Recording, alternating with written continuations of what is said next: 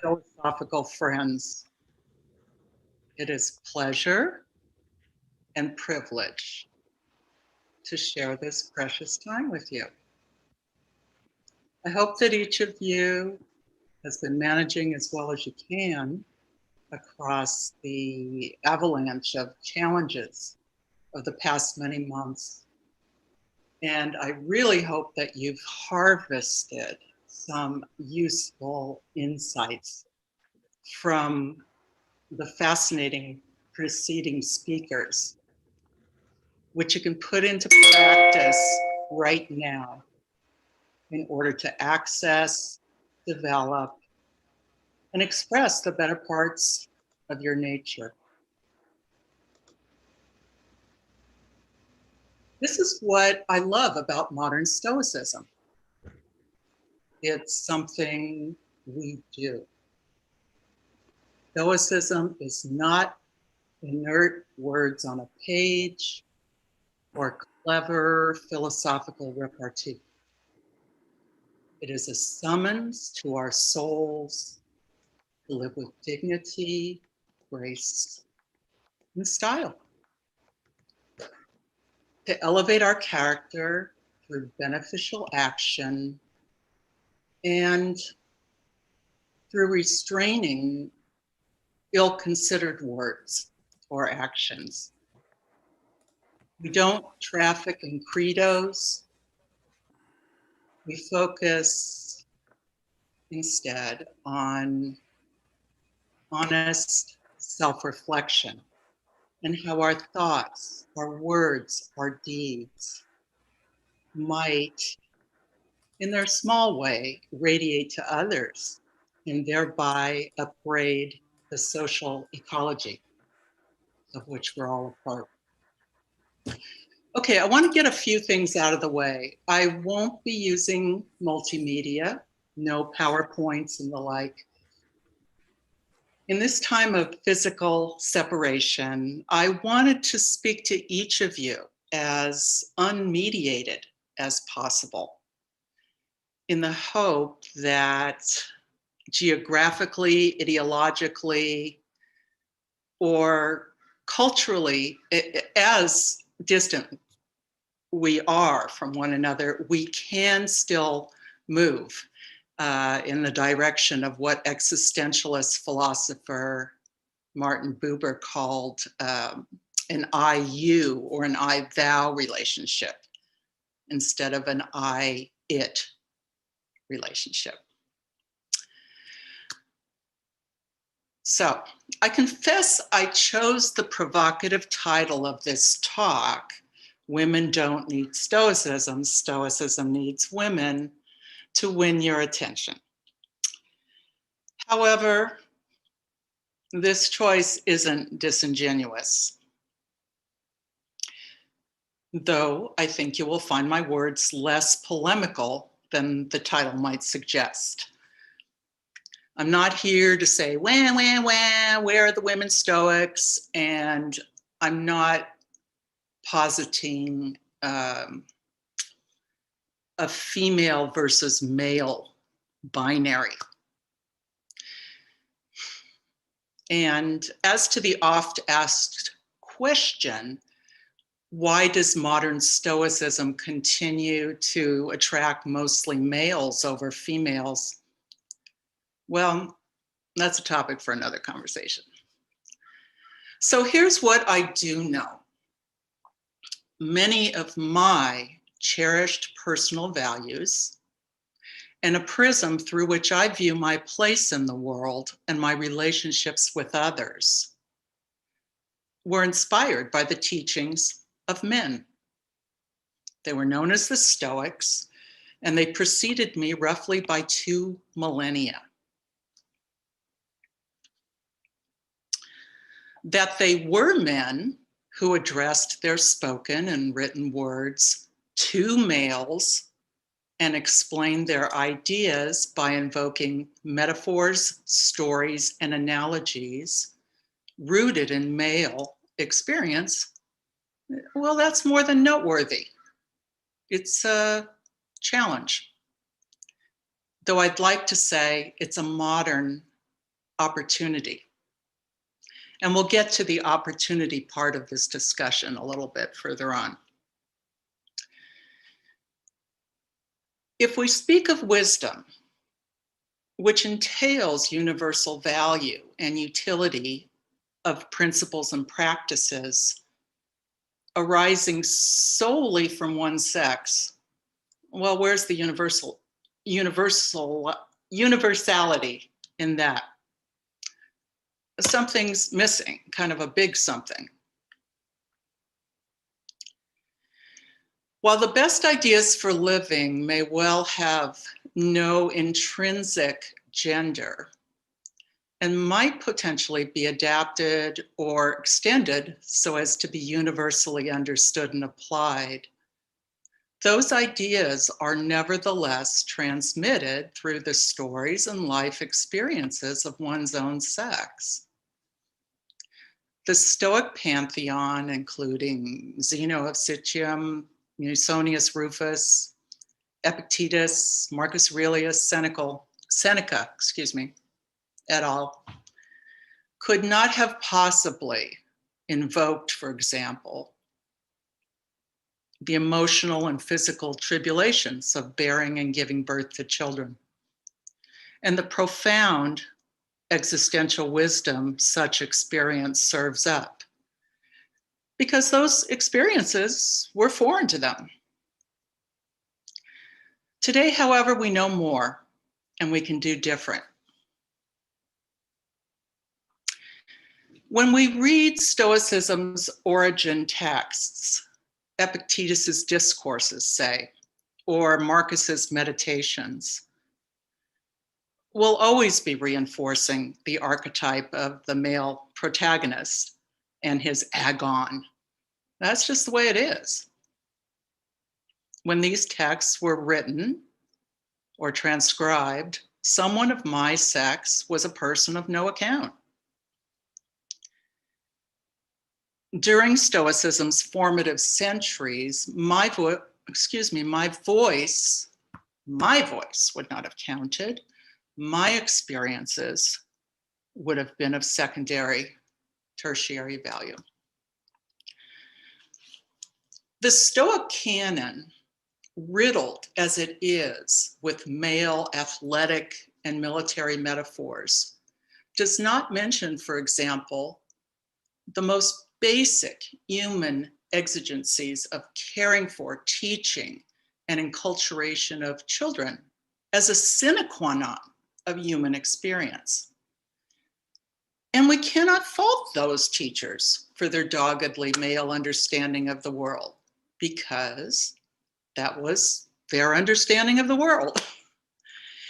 And mind you, I hope it goes without saying that female experience then as now more than transcends our childbearing capacity. Still, females spend their lives vis-a-vis Stoicism and so much else doing what I call the mutatis mutandis dance. In other words, when reading about Stoicism or most anything else, we have to make the necessary changes to subtextually change the specifically male references that are meant to stand in for the universal human in order to make it relevant to us. We females have to insist on our own inclusion in the text or the discussion. And certainly all the however well-meant efforts to say his or hers and so on really only underscore the ambiguity and the awkwardness and exclusion male-gendered locutions imply. In order to belong to the world, females must cherry pick and adapt texts and thought systems to include and be applicable to us. Females are what linguists call the marked case, which is the state of standing out as unusual or divergent in comparison to a more common or regular form. In a marked-unmarked relation, one term of an opposition is the broader dominant one, in this case, the terms man and men. But I know you know none of this is news. We've been grappling with the limits of and exclusionary effects of gendered language for years. Tell us something we don't know, right? Because the challenge for not only females, but for all of us who want to, as we modern Stoics say, rise to the work of a human being, this challenge is not merely linguistic.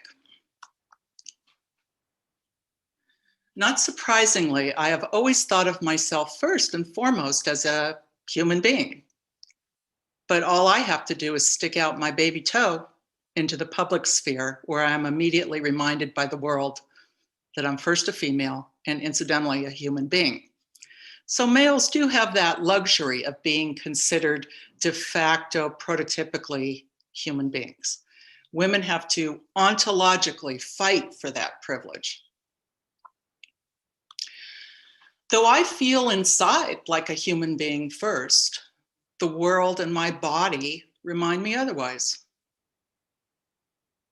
It's part of female ontology to move through the world far more vigilantly than our male counterparts, because we are potential prey due to male harassment and the menace of violence, exploitation, or sexual assault.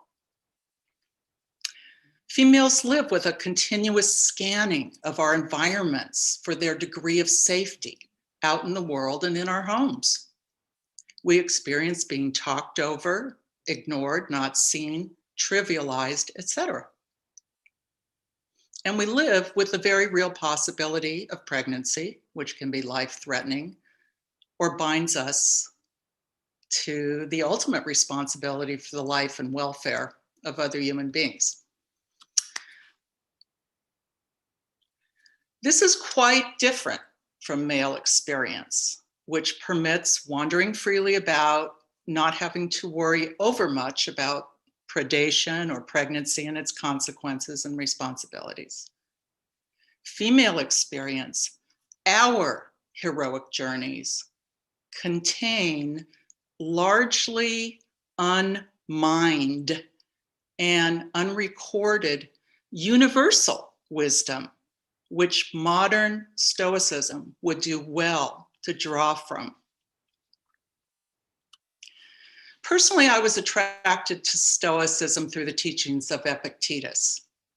I encountered his discourses in the early 1990s, last century, when no one was talking about Stoicism or could pronounce Epictetus's name. Stoicism, it goes without saying, was not a thing back then. The most powerful catalyst for positive personal change is when people learn what we already know. Have you heard the expression, the unknown known? That's what I'm talking about. When I encountered Epictetus, I found that he articulated a way of life that is buried within us. And he supplied the right words for expressing what I had known deep down in a pre-verbal way. I found this former slave with a limp immensely relatable. A slave knows what it's like to be disvalued, unseen, misunderstood, or used by others to further their interests. He also offered up a prototype of human nobility which transcended sex.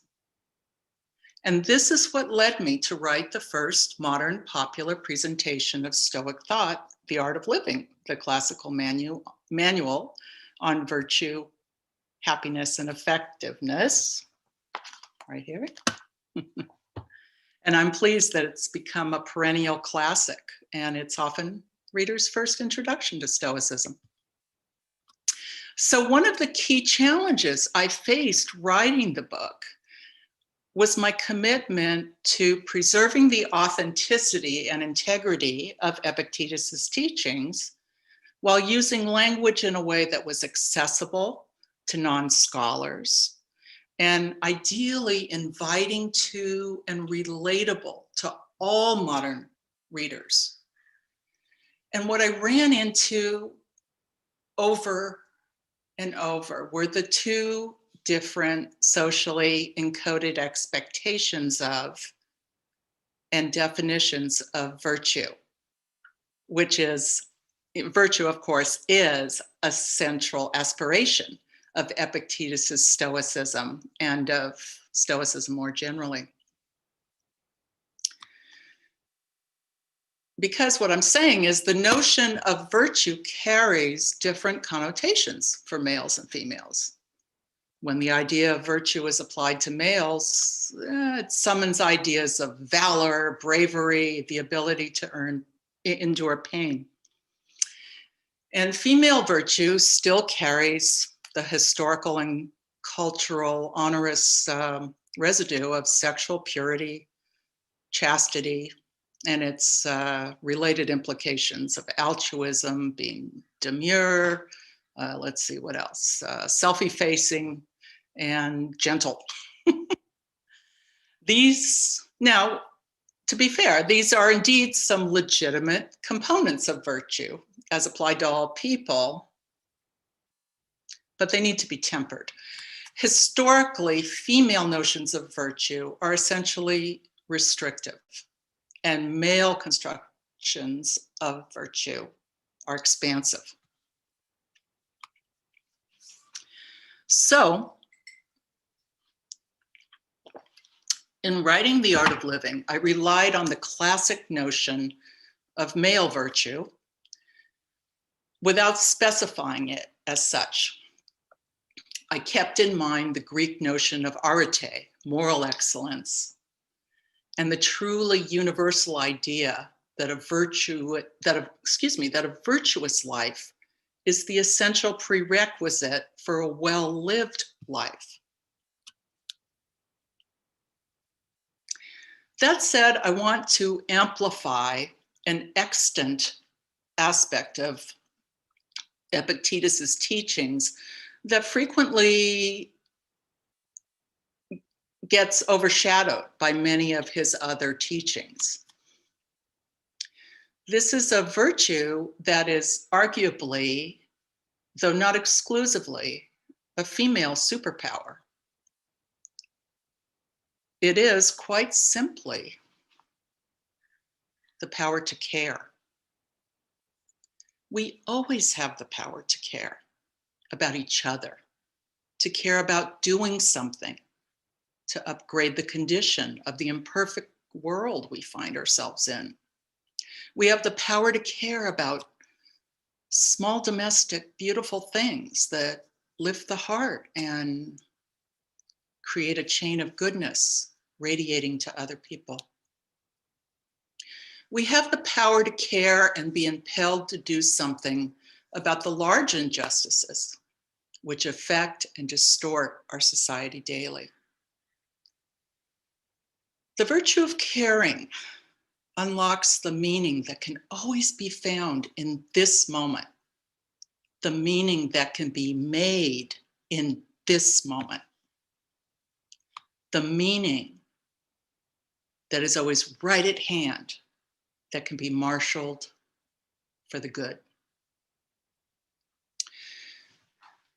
In writing The Art of Living, I was constantly put in mind of the Stoic ideal of equanimity, a value Marcus Aurelius speaks of often. Females do a lot of quietly in the background preserving and promoting equanimity so that families and larger groups can get along and cooperate in service of shared goals. Well, our express ticket to equanimity is visiting stillness, or perhaps settling the mind is a better way to say it. The value of a settled mind cannot be overstated. When a settled mind is our home base, ideally our default, which we win through practice, we have easier access to the answers we need, the best actions to take in the moment. We have an open channel to inspiration and a vision for a way through. There's so much value in this deliberate visit to stillness. Stillness is a tonic for meaninglessness, and it reminds us to slow down and just do one thing at a time. We can find or attend to one beautiful or useful action or word at a time and augment it. We could, for example, turn and say, "I love you," to someone. These days we are traversing low-level but constant trauma, and it's fatiguing.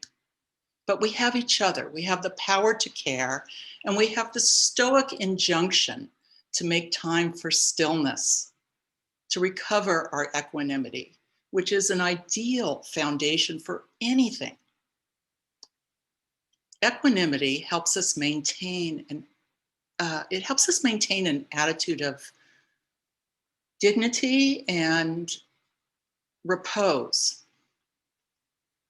even and especially in the most trying and desperate of circumstances. To find equanimity, we intentionally engage with our inner life. And this creates a sense of calm that in turn creates more calm. And then we can use our equanimity as a force for reason and peace and clear-sightedness in our families, in our communities, in our world. Now, the four virtues that are most talked about in classical Stoicism are courage, temperance, justice, and wisdom. Each of these virtues can, of course, be embraced as an ideal by anyone. But I'd also encourage us to enlarge our understanding of what contributes to the best possible life by including the virtues or values that are often salient in female experience. Nurturance of others, caring, as I mentioned earlier, community building, protecting, the transmission of moral values in a non-sanctimonious way. We all benefit from this. There's one other thing I'd like to mention as we increasingly move into integrating females' experience and wisdom into the ever-developing thing that is modern Stoicism.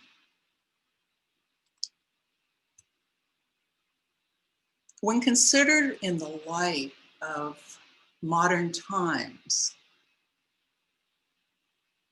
ancient Stoicism has a problem with, in my opinion, with the passions.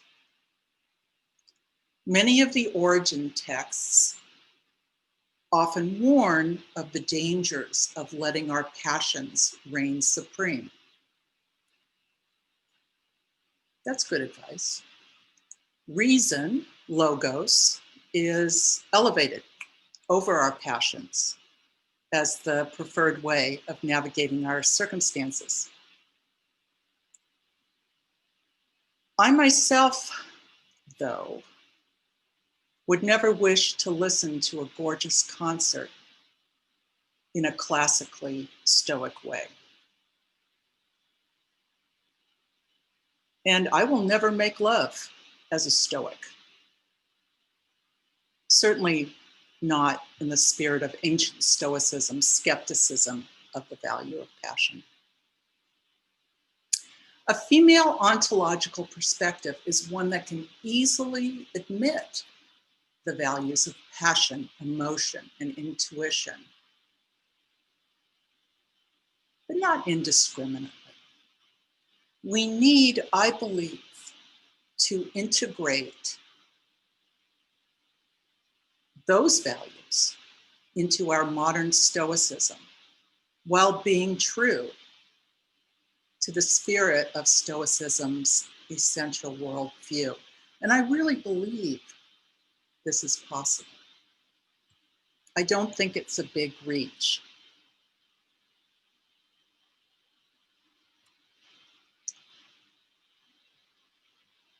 I think this is an amazing time for modern Stoicism because I see it, and I know others do, as a fluid, adaptable, permeable, inclusive, and ever curious movement.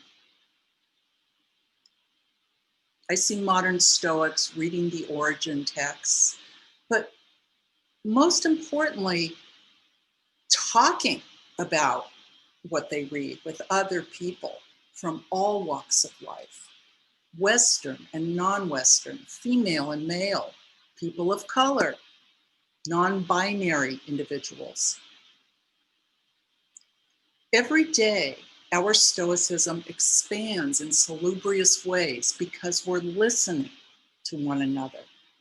And this prevents us from being textual literalists, and it prevents this ever-developing philosophy from ossifying and becoming irrelevant.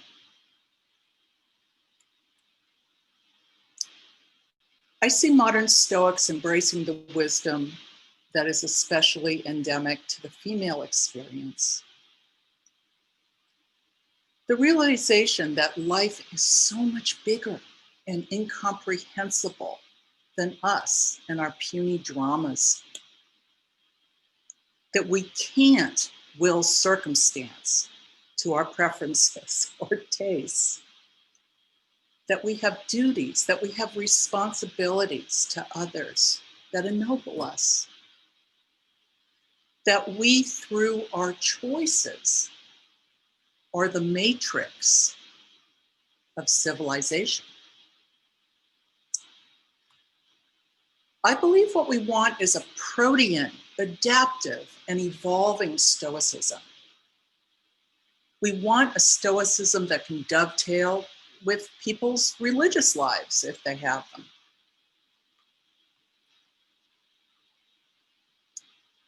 In a way, what's going on with modern Stoicism in this moment reminds me a little of what happened in the 60s and 70s when Buddhism was widely introduced to Americans post-Alan Watts.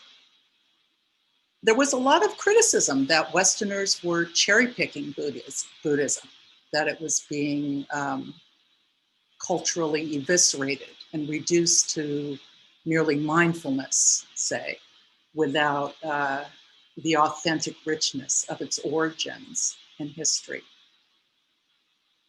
But had people not adapted these Sharon, 1 minute.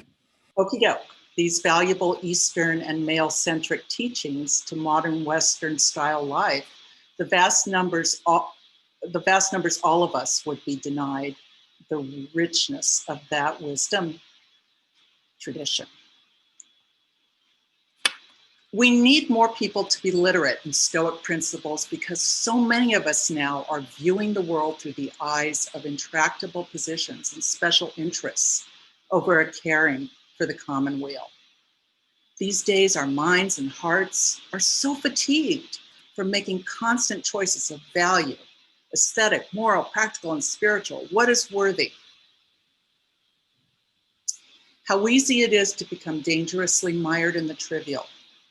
It can be hard to wake up from simply managing but not living. Where does value lie? What is virtue? This is what Stoicism returns us to. But in order for modern Stoicism to do its job, we have to be willing to change and to listen. Our very dignity as human beings depends on it. We need to be good, awake, discerning choosers. And that's where our freedom lies. So friends, thanks for listening. I'm thrilled you joined us at Stoicon 2020. I wish you well from California, and I thank Massimo and Donald so much for all their work, seen and unseen. Not to forget Zeus and Phil in the background.